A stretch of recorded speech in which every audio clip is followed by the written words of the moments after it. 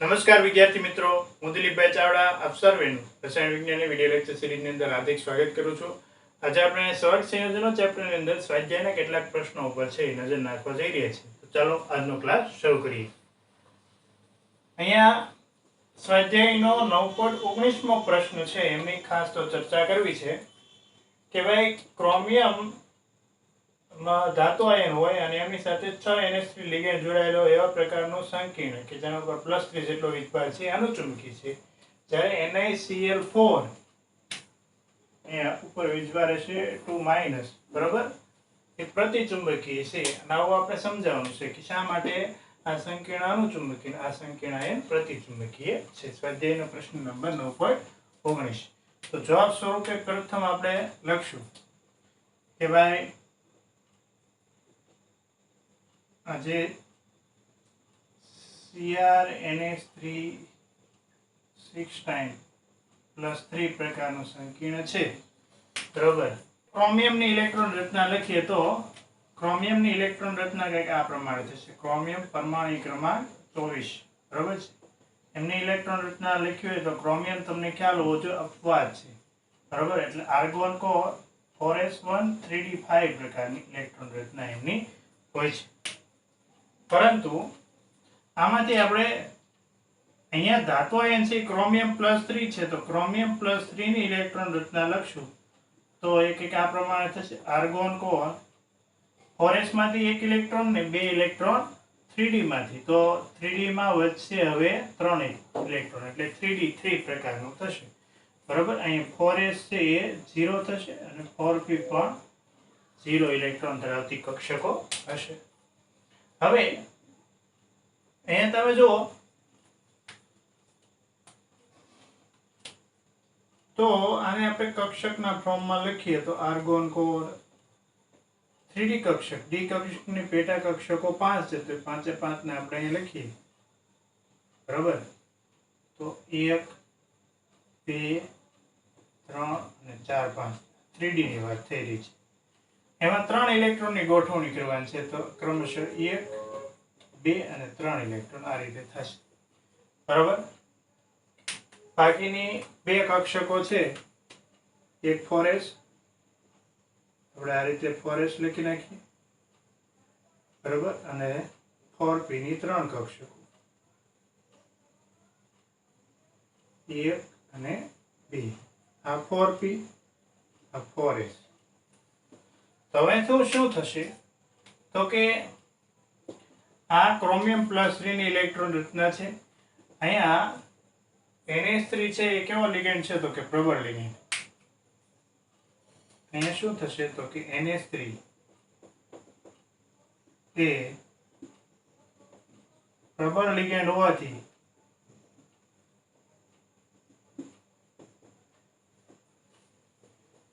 Chromium +3 ની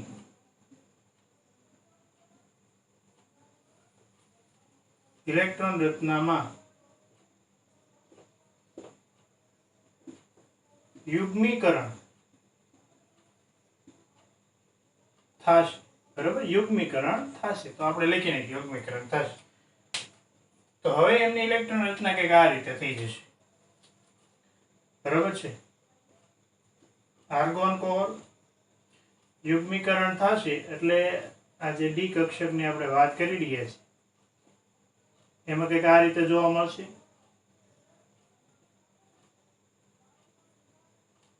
બરાબર. અહીંયા 2 ઇલેક્ટ્રોન આ રીતે ગોઠવાઈ જશે અને 1 ઇલેક્ટ્રોન આ રીતે. આ 3d કક્ષકની વાત થઈ રહી છે. બાકી s કક્ષક અને p કક્ષક એઝ ઇટ ઇઝ રહેશે. s કક્ષક 4s અને આ 4p કક્ષક.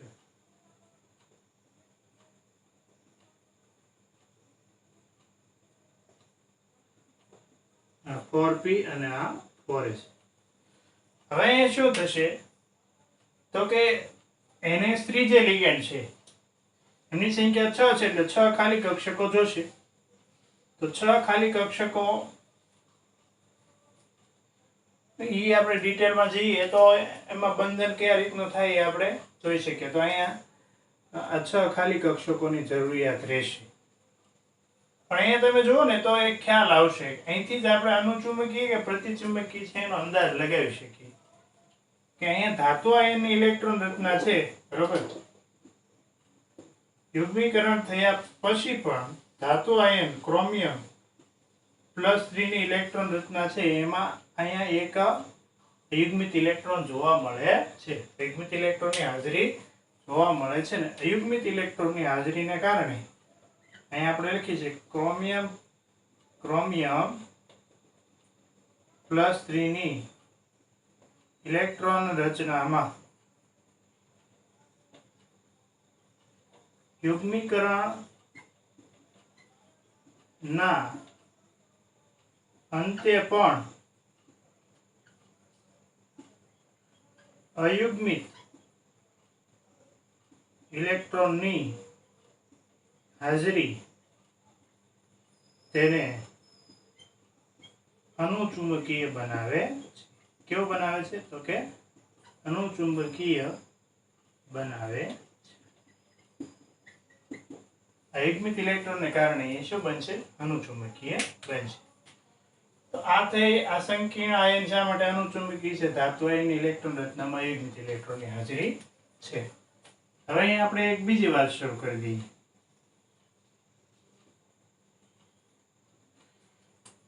કે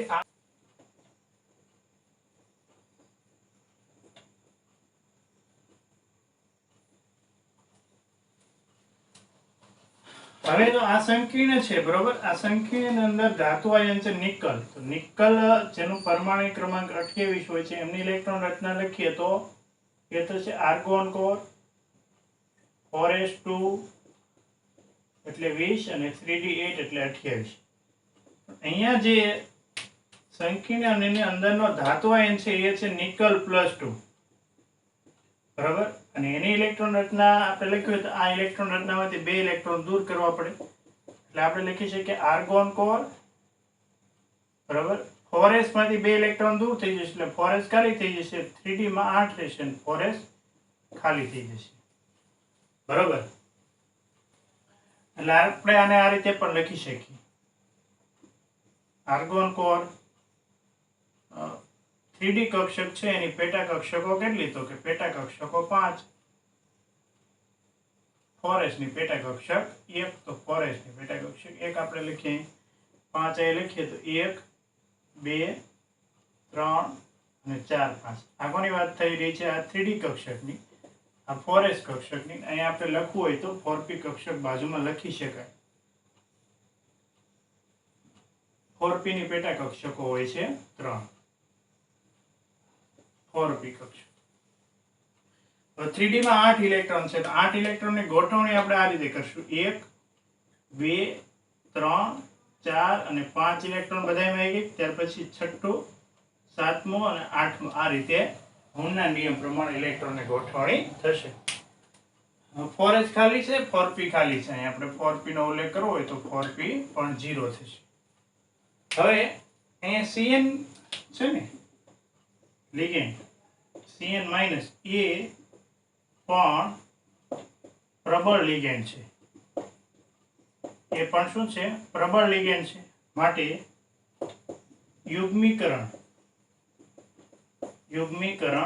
જોવા મળશે. આ યુગ્મીકરણ જોવા મળશે. યુગ્મીકરણ જોવા મળશે એટલે નિકલ +2 ની ઇલેક્ટ્રોન રચના આપણે લખીએ ને તો નિકલ +2 ની ઇલેક્ટ્રોન રચના કંઈક આ રીતે થઈ જશે, બરાબર. આર્ગોન કોર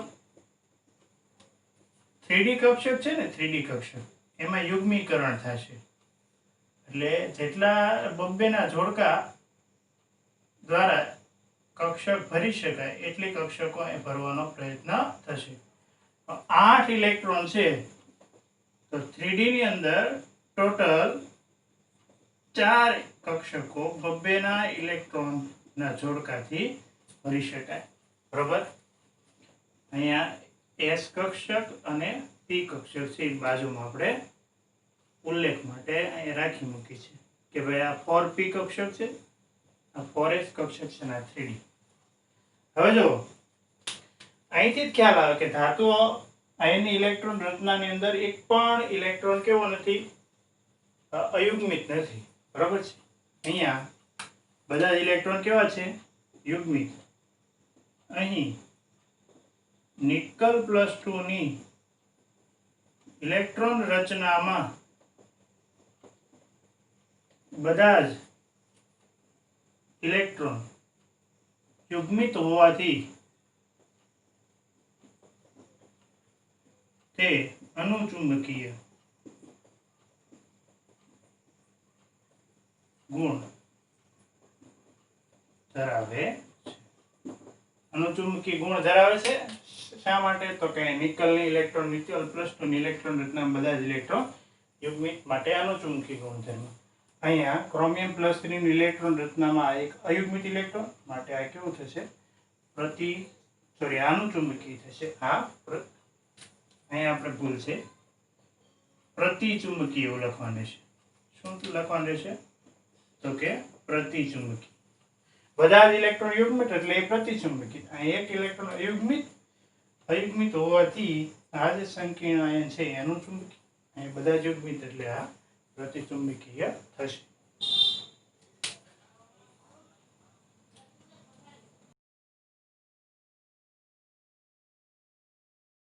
ચલો વિદ્યાર્થી મિત્રો, સ્વાધ્યાયનો પ્રશ્ન નંબર 2.24 છે. રકમ કંઈક આ પ્રમાણે છે. નીચેના સંકીર્ણોમાંના દરેકના આયુર્વેશી નામ લખો. આપણે એક જ સંકીર્ણની ચર્ચા કરવાના છે. એમની ઓક્સિડેશન અવસ્થા લખો, સાથે સાથે ઇલેક્ટ્રોનની રચના અને સહવર્ગાંકની માહિતી પણ આપો. અને સંકીર્ણનું અવકાશ રસાયણ એટલે કે અવકાશમાં ગોઠવણી શક્ય હોય તો એ ગોઠવણીની પણ ચર્ચા કરો અને ચુંબકી ચાંક માત્રા પણ જણાવો. તો ઘણી બધી માહિતી પૂછી છે. અહીંયા આપણે પહેલો પ્રશ્ન છે એ તમારી સામે છે એ સોલ્યુશન માટે મૂકું છું. બાકીના પ્રશ્નો તમારે જાતે સોલ્વ કરવાના છે. 2.23 પણ તમારે જાતે એના ઉપર કામ કરી અને દરેક પ્રશ્નનો જવાબ મેળવવાના છે. તમારા લેવલે ખૂબ સરળ અને સહેલાઈથી સોલ્યુશન મેળવી શકાય એવા સરળ પ્રશ્નો છે. થોડુંક ઘરે કામ કરીએ, બરોબર, જાતે એક્ટિવ થઈએ અને આ ચેપ્ટર ઉપર વધારે ગ્રીપ મેળવવાનો પ્રયત્ન કરીએ. અહીંયા આપણે આ પ્રશ્ન સાથે વાત કરીએ તો પહેલા તો આપણે આમનું આયુપીએસસી નામ લખશું. પ્રથમ જે માહિતી આપણને પૂછ્યું છે એ આપણે લખશું. સંકીર્ણનું નામ, બરોબર. આયુપીએસસી નામની વાત કરીએ તો સૌપ્રથમ આપણે ધાતુ આયન આપ્યો છે, ધન આયન, તો એ લખશું પોટેશિયમ. ધન આયન જે આપ્યો છે એ પોટેશિયમ. જો ધન આયન આપેલો હોય તો સંકીર્ણ ઋણ બને તો ધાતુને કયો પ્રત્યય લાગશે? એ પ્રત્યય લાગશે. ખાસ ધ્યાન રાખવાનું. હવે ધન આયન આપ્યો, ધન આયનનું નામ લખાઈ ગયું. ત્યાર પછી લિગેન્ડનું નામ લખશું, બરોબર છે.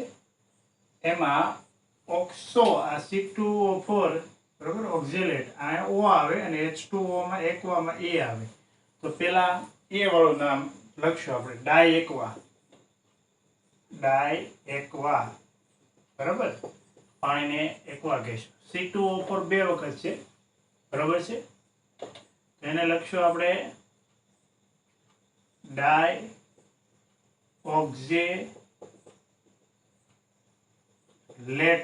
બરોબર. ઋણ લિગેન્ડ છે, ઋણ દ્વિદંતી લિગેન્ડ છે એટલે ડાયઓક્ઝેલેટો. ત્યાર પછી ક્રોમિયમ છે, એને ક્રોમિયમ નહીં લખીએ, ક્રોમિયમ ન લખી શકાય કારણ કે સંકીર્ણ કેવું છે? ઋણ. તો ક્રોમેટ. શું લખશું? ક્રોમેટ. ત્યાર પછી અહીંયા તમે એમની ઓક્સિડેશન અવસ્થાની વાત કરો ને તો આનો વીજભાર 0 હોય, બરોબર છે.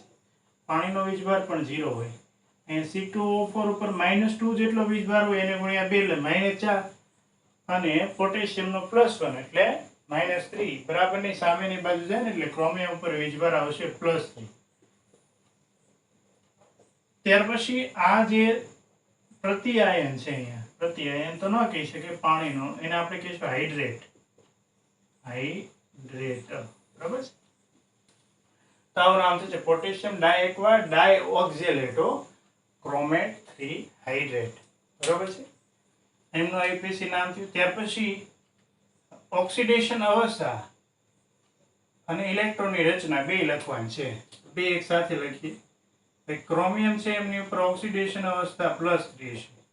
ઓક્સિડેશન અવસ્થા +3 હોય તો એની ઇલેક્ટ્રોન રચના શું થાય? પહેલા આપણે ક્રોમિયમની ઇલેક્ટ્રોન રચના લખીએ એટલે પછી ખ્યાલ આવે. ક્રોમિયમ અપવાદ છે, તમને ખ્યાલ હશે. ક્રોમિયમની ઇલેક્ટ્રોન રચના થશે આર્ગોન કોર 4s1 3d5 પ્રકારની. 4s1 3d5 પ્રકારની. 18 ને 19, 19 ને 5 24. ક્રોમિયમનો પરમાણુ ક્રમાંક 24 છે. બરાબર. તો હવે આપણે ક્રોમિયમ +3 ની ઇલેક્ટ્રોન રચના લખીએ.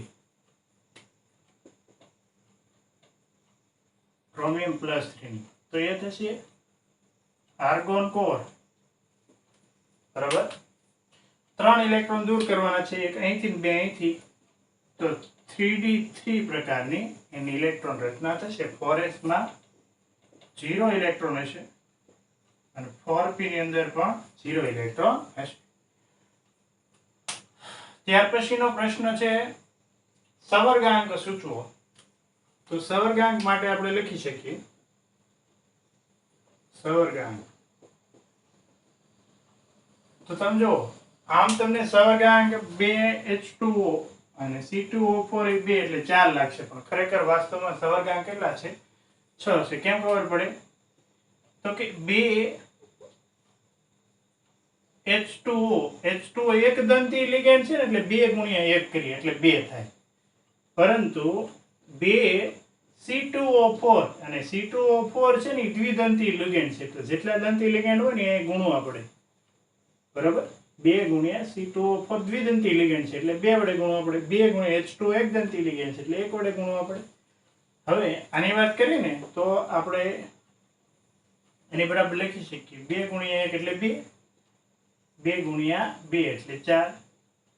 એટલે અહીંયા તમને સવર્ગાંક જોવા મળશે. કેટલો જોવા મળશે? સવર્ગાંક 4 + 2 એટલે 6 જોવા મળશે. સવર્ગાંક 6 જોવા મળશે.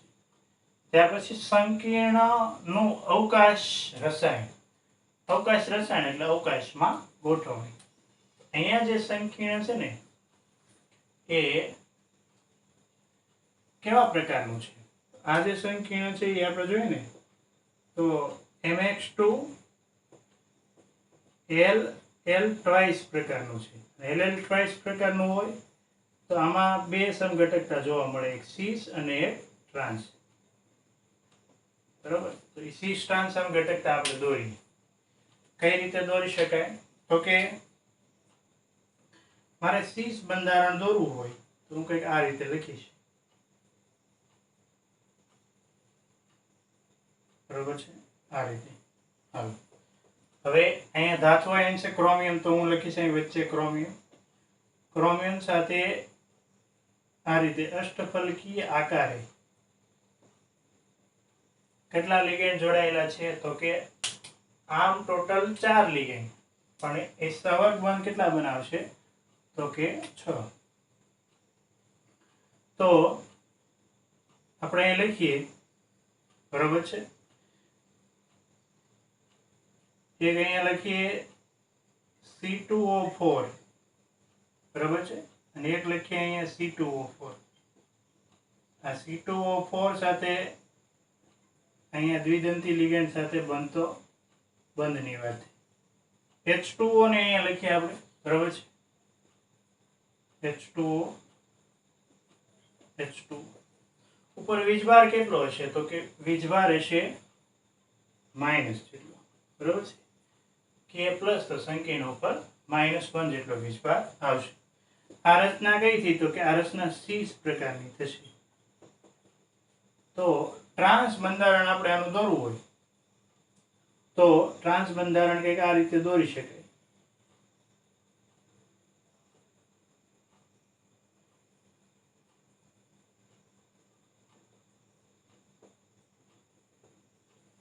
બરાબર છે? ઉપર વીજભાર આવશે માઇનસ જેટલો. ક્રોમિયમ છે તો ક્રોમિયમ.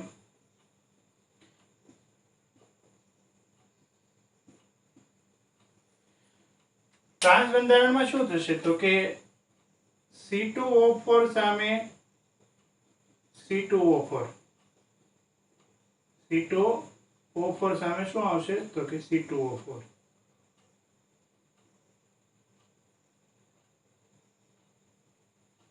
અને H2O સામે H2O.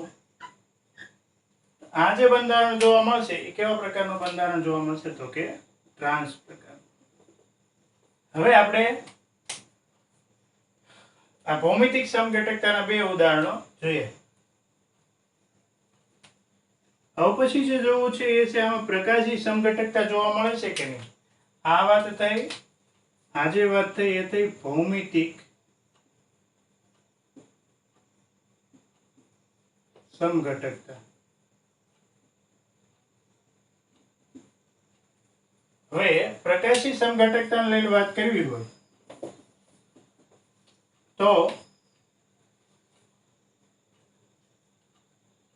આ રીતે આપણે એને બંધારણ દોરી શકીએ. હેડિંગમાં આપણે લખી નાખીએ પ્રકાશીય સમઘટકતા. હવે પ્રકાશી સમઘટકતામાં આપણે એક પ્રકાશી સમઘટક દોરીએ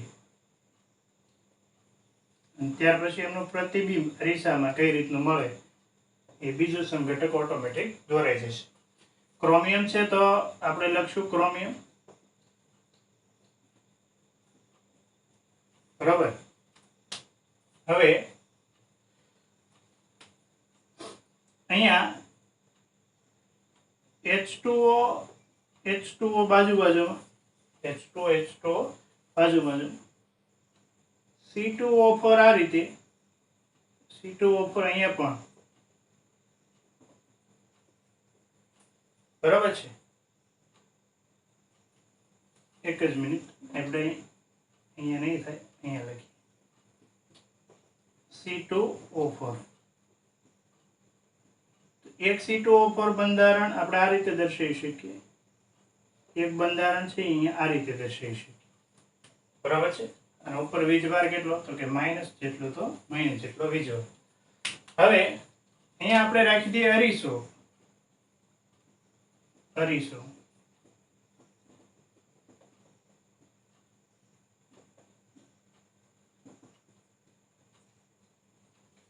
તો અરીસામાં એનું પ્રતિબિંબ કેવા પ્રકારનું જોવા મળશે તો પ્રતિબિંબ કંઈક આ રીતે જોવા મળે.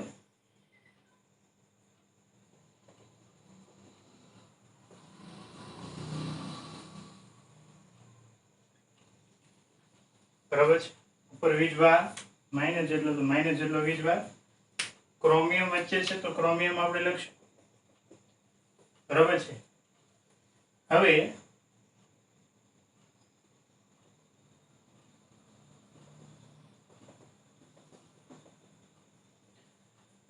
H2O અહીંયા જે છે એમાં કોઈ ફેરફાર થશે નહીં. આ H2O જે જમણી બાજુ છે એ આપણે અહીંયા લખી શકીએ H2O, બરાબર છે. ત્યાર પછી આ જે દ્વિદંતી લિગેન્ડ આ રીતે જોડાણ પામેલો છે એને આપણે જમણી બાજુ લખી શકીએ C2O4, બરાબર છે. અને અહીંયા રહેલું જમણી બાજુનું દ્વિદંતી લિગેન્ડનું જોડાણ આપણે ડાબી બાજુ લખશું. અહીંયા લખી શકીશું આપણે C2O4. આ બંધારણને આપણે કંઈક આ રીતે બંધન સ્વરૂપે દોરી શકીએ,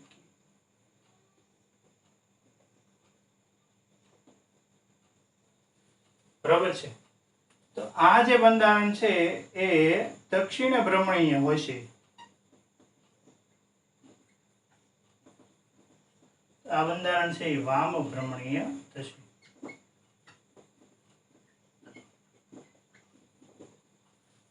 બરાબર છે. આ જે પ્રશ્ન નંબર 2.24 છે, બરાબર, એમાં ભૌમિતિક અને પ્રકાશી સમઘટકતા જોવા મળે છે. બાકી 2.24 એક જ એવો પ્રશ્ન છે કે જેમાં બંધારણ કંઈક આવા પ્રકારનું થાય છે, MA3B3 પ્રકારનું. તો આમાં ફેશિયલ મેરિડિયનલ પ્રકારની સમઘટકતા જોવા મળશે. બાકીના એક પણ બંધારણમાં છે નથી ભૌમિતિક સમઘટકતા જોવા મળતી, નથી પ્રકાશી સમઘટકતા જોવા મળતી. આ એક પ્રશ્ન, પહેલો પ્રશ્ન હતો, એમાં બધી જ માહિતી છે એ જોવા મળતી હતી. એટલે આપણે એની ભૌમિતિક પ્રકાશી સમઘટકતાની વાત કરીને દરેક વાત જે છે એ આયુપીએસસી નામ હોય, બરોબર છે, ઓક્સિડેશન અવસ્થા, ઇલેક્ટ્રોનની રચના, સવર્ગાંક, એ બધી જ વાતો કરી. એક બાબત હજી બાકી છે, આપણે લખવાનું ચુંબકી ચાક માત્ર જણાવો. તો ચુંબકી ચાક માત્ર માટે ઇલેક્ટ્રોન રચના થોડી ડીપમાં લખીએ તો ધાતુ આયનની ઇલેક્ટ્રોન રચનામાં 3D કક્ષક છે, બરાબર. આર્ગોન કોર તો argon core as it is રહે છે. 3D કક્ષકની પેટા કક્ષકો 5, એ 5 પેટા કક્ષકોને આપણે અહીં દોરીએ, બરાબર. તો 1 2 3 4 અને 5 એમાં 3 ઇલેક્ટ્રોન છે, બરાબર. 1 2 અને 3. બાકીની 4s ખાલી છે, 4s કક્ષક, અને 4p કક્ષકો પણ કેવી છે, ખાલી છે.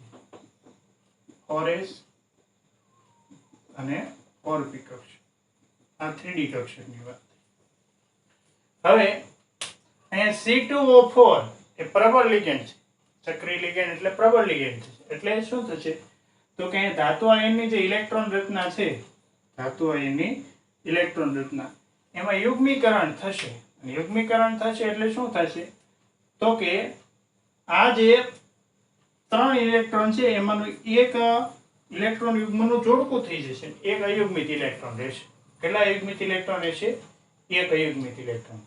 અને એક અયુગ્મિત ઇલેક્ટ્રોન એટલે કંઈક આવા પ્રકારની ગોઠવણી થશે. આ ઇલેક્ટ્રોન અહીંથી ક્યાં આવી જશે? અહીંયા, બરાબર છે. અયુગ્મિત ઇલેક્ટ્રોનની સંખ્યા 1 થશે તો n બરાબર શું મળશે? 1.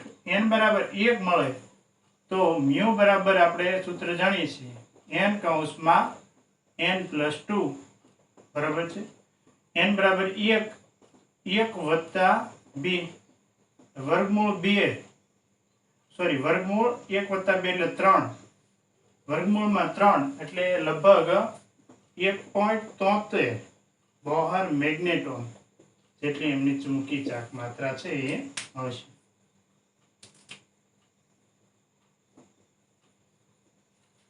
ખ્યાલ આવે? પ્રબળ લિગેન્ડ C2O4 છે એ કેવો છે? પ્રબળ લિગેન્ડ. એટલે 3 ઇલેક્ટ્રોન માંથી એનું યુગ્મીકરણ થશે. યુગ્મીકરણ થશે એટલે એક કક્ષકમાં 2 ઇલેક્ટ્રોન ભરાઈ જશે, એક અયુગ્મિત સ્વરૂપે રહેશે. અયુગ્મિત ઇલેક્ટ્રોનની સંખ્યા 1. મ્યુ ચુંબકી ચાક માત્રાના સૂત્રની અંદર કિંમત મૂકી દો તો જવાબ આવશે મ્યુ બરાબર 1.73. તો તમારે 2.23 અને 2.24 ના આ દાખલા સિવાયના બાકીના પ્રશ્નો છે એ સાથે સોલ્વ કરવાના છે અને તમારે હોમવર્કમાં મારા વોટ્સએપ નંબર ઉપર મોકલી આપવાના રહેશે, બરાબર છે. આવનારા કાલના દિવસની ટેસ્ટમાં અત્યાર સુધી જે ચાલેલું છે એમાંથી પૂછાવાનું રહેશે, એટલે આજના ક્લાસને બરોબર તૈયાર કરવો. તો વિદ્યાર્થી મિત્રો, આજે આપણે એટલે સુધી રાખીશું. ફરી આવતીકાલના ક્લાસની અંદર કંઈક નવી વાતો સાથે મળીશું. આવજો.